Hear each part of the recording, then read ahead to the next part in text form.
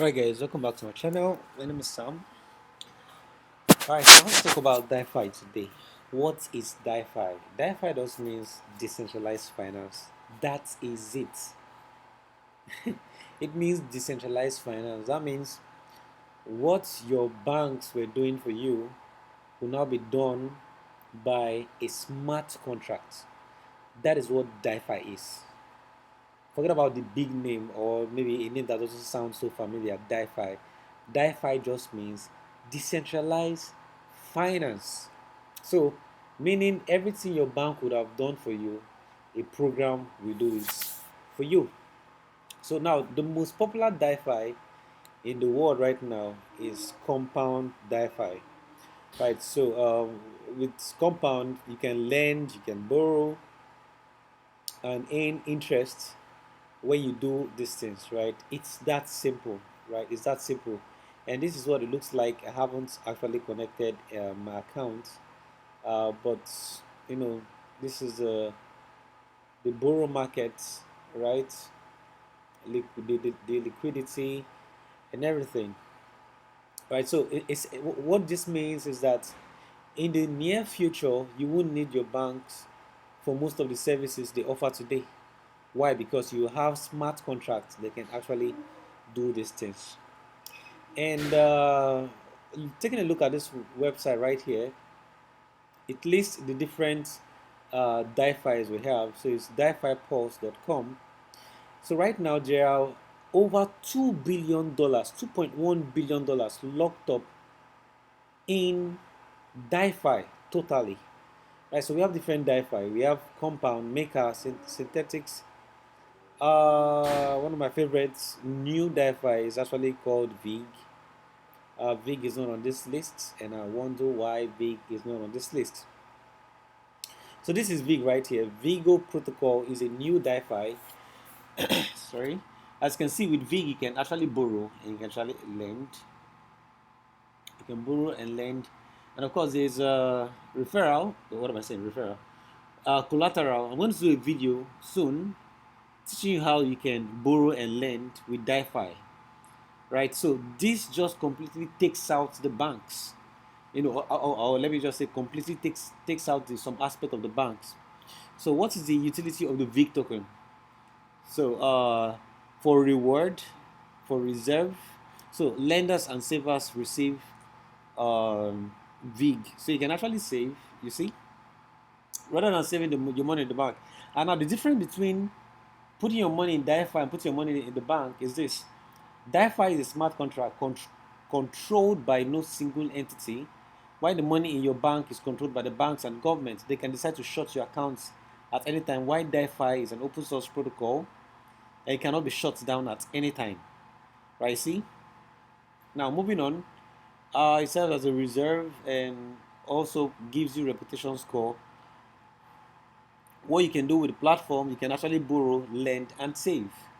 Isn't this what we do with our normal banking system?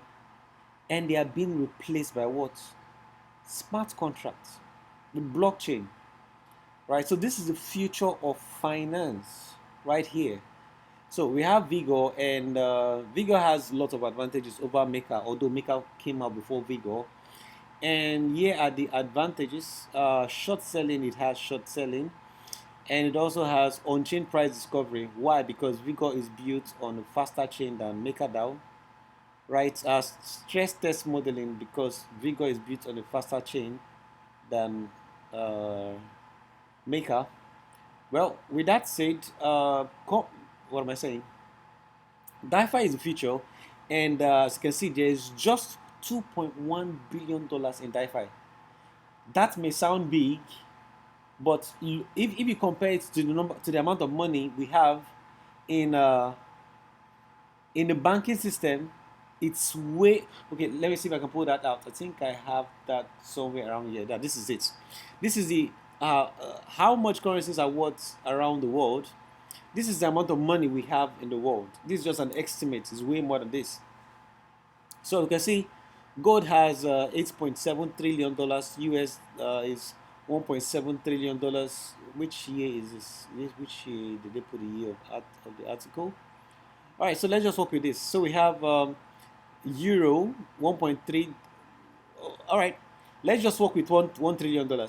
What will be the price of compound? Let's look at compound here. This is compound. Compound is trading in the market, and I think you can get it on Binance, right? So compound right here is the native currency of compound DeFi, right? Yeah. The same way we have Ethereum as a blockchain, and then we have Ether, that is the native token for the Ethereum blockchain. So we have compound and we have the compound coin or token. And currently, our compound is worth $178, right? Is worth $178. So this is the chart. It has gotten well up to as high as $353 per coin.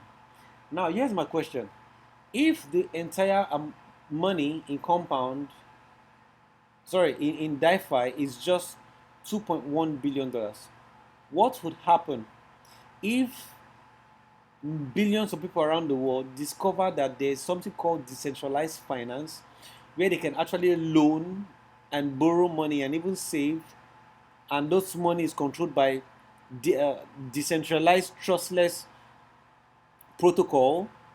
What will happen if these guys bring their money over and then we will have well up to $1 trillion move over to decentralized uh, platform? Let's assume this moves over to compound. Now, if $1 trillion moves over to compound, here's what's going to happen. So we have circulating supply of about $2 million. Now, just in case you don't know how the price of cryptocurrencies are gotten, is gotten by dividing the market capitalization by the circulating supply. So if you do this divided by this, you're going to get this. So I've already done that right here. So 458 and 256. So we have 458 divided by 256. So that's going to give us $178. And that is how we got the price right here. So that's how we got the price right here. Now, what will now happen when $1 trillion moves into compound? Let's say in the next 5 to 10 years, $1 trillion moves into compound. Here's what's going to be the price of one compound. $1 trillion divided by the circulating supply of compound. Let's work with 5 million. Let's assume by then it's 5 million. Now here's what will be the price. One compound coin is going to be $179,000. Can this happen? Well, I don't know, but anything is possible because a lot of people are starting to realize that the currency in their country has been going down against their will. They didn't sign a contract with the government and be like, hey, devalue our currency, right? So people will soon start looking for money that gives them freedom. And of course, there will be different options. When you want to buy something in your country, use your normal conventional currency. Or when you want to buy something in the global market, you could use decentralized cryptocurrencies. All right, guys. So that's all I have for you about DeFi today. Please do make sure you subscribe to the channel and like this video. And in another video, I'm going to show you guys how to use DeFi platforms, how to borrow, how to lend. I'm going to try to work on that and see how I can deliver. All right, so that's all I have for you today, guys. See ya.